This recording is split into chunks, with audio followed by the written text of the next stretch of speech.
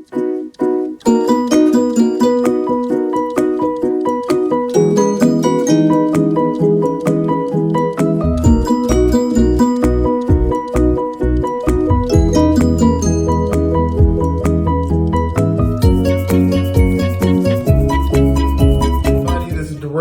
want to talk about Brandy's new song. Brandy has a song called Freedom Rings. Freedom Rings is a monument to Brandy's talent, success. This is why she was chosen as basically an apprentice to Whitney Houston. Whitney Houston picked her because she was friendly with a lot of the younger artists as well anyway, but it was Brandy that she really took under her wing.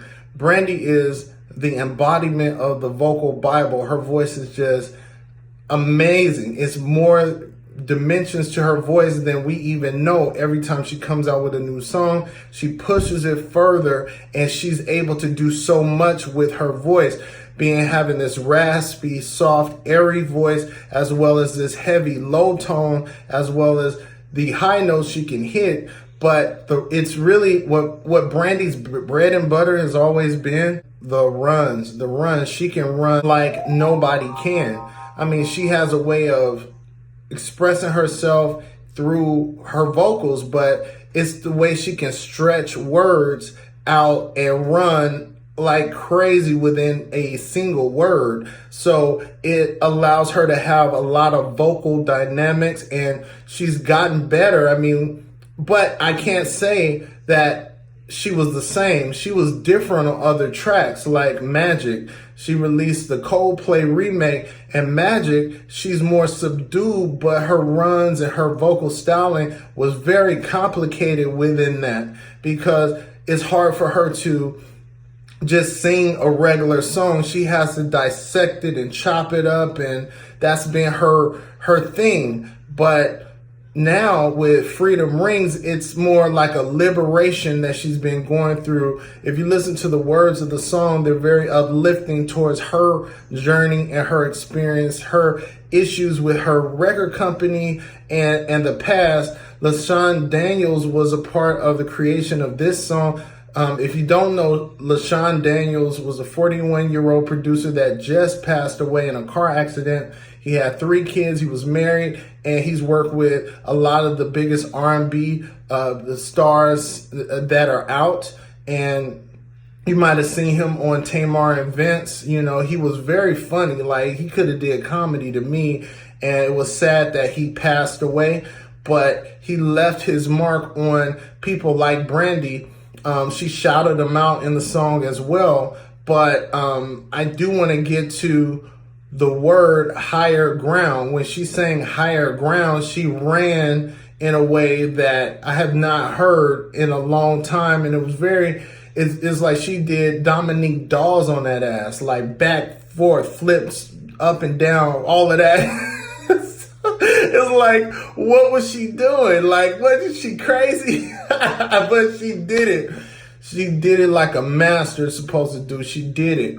And I really appreciate the song. I put it on my Instagram story today because of the fact that the words are so uplifting, but it's so many sections in the song that the words are very important. The words are very important. And, even if Brandy didn't write all of her songs in her earlier part of her career, she always sang them like she wrote them, which is a unique trait. A lot of big artists would get songs written by other people and they would sing them and make them their own, but you don't get a sense that they actually wrote the song. But Brandy gives you that on every one of her tracks. Brandy is underappreciated. I wouldn't say she's underrated, because at one time she was like a big sensation. She sang with everybody. She did movies with Whitney Houston. I mean, so she's had Moesha. She did movies. She's done theater. So she's done a lot of different things that her talent has been able to accommodate her with. She had a fear and a stage fright. That's what really impresses me about her. She had a stage fright a long time in her earlier career when she was younger, 15, 16. We first saw her on Thea. and she was like 13, and she was in different groups and singing backgrounds and different things, but she was on her way. And when she hit big. You know, seeing this Black Girl Magic, she was one of the ushers of Black Girl Magic, because she was a black girl, a brown girl that had all this talent and that was getting embraced. The comparisons I hear to Normani, the new singer from Fifth Harmony, that's making waves as a solo artist with her ability, I'm not hearing a Brandy comparison, strangely, because actually Brandy is pretty much the princess of Black Girl Magic. Janet Jackson is the queen of Black Girl Magic. So it's like when you get a cool, around the way girl type of vibe that hits big worldwide and that's internationally known, that's Black Girl Magic. You know, having that spark, that flavor, that energy is what brought Brandy so far. But there's a lot of things and a lot of changes in the industry that came about that kind of pushed her out. And it wasn't the music. Brandy never fell with the music. It was the imagery. Beyonce had came out, and then she came with Aphrodisiac in 2004, which was a great album. I mean, it was an amazing album. It was all produced by Timberland before she used to work with Rodney Jerkins. But she ended up competing with Beyonce, and that's something that her fans would say you can't do. I did say her fans, you know, she cool. But but all right, but seriously, Brandy was doing more like the Vixen type vibe, and I just think that it would work if we didn't hold her to a different standard.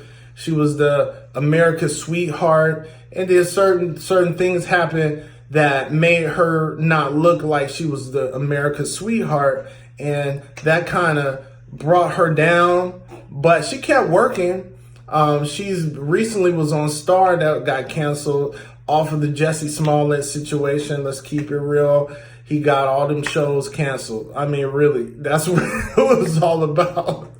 But, you know, I think Brandy is in a league of her own. And when Whitney picked her, you got to really pay attention, because Brandy still hasn't showed you everything. She still haven't showed you everything, but she's shown enough to grow and learn. She's been shackled into her record contract for about 7 or 8 years. She has not released an album since 2011.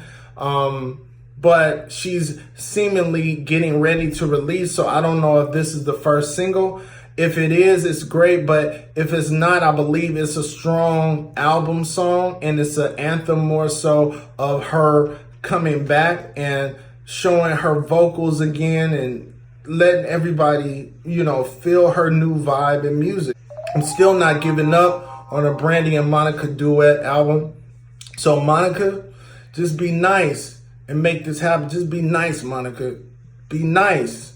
All right? Do not hit nobody. Don't do it. Just like work with her, because you know that y'all make great music together. Y'all magic together. So y'all need to like just vibe and be cool. You both are, you know, grown, and you don't have to be from where she is or judge where she's from. She don't have to judge where you was from. You guys are totally different people. We get that. It is cool to work with Brandy in a capacity of an album. Get Rodney Jerkins. Let him do the whole thing. That would be a smash. That would be almost as big as Lauryn Hill finally releasing another album after 20 years. I mean, you let me know. You let me know. Follow me on my social media handles at the bottom of the video.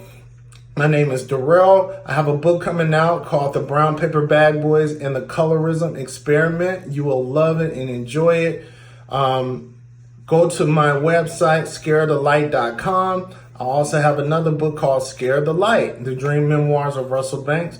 Continue to support me. Thank you for people that have been watching my videos. And I'm just getting started. I've just got to be consistent and just make my videos, and because I have a lot on my mind and I love to express myself on video with you guys.